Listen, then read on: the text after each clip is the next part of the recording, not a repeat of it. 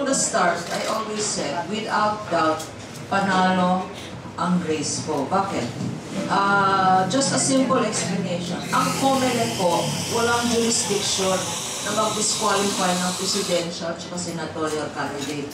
The COMELEC's authority is limited to pag-disqualification, city, municipal, provincial, at regional candidates. Pwede lang mag-disqualify. Pagdating ng presidential at senatorial, kailangan ang mag-disqualify yung Presidential Electoral Tribunal at Senate Electoral Tribunal.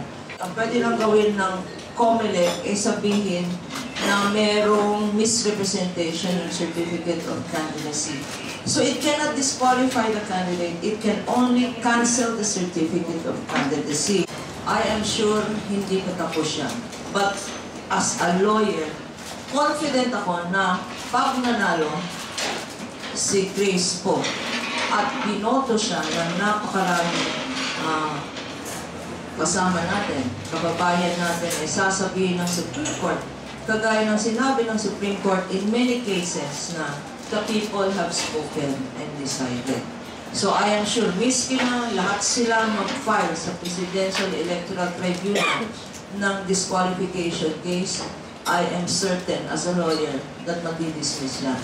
Kung overwhelming majority na ng kababayan natin ang bumoto sa kanya.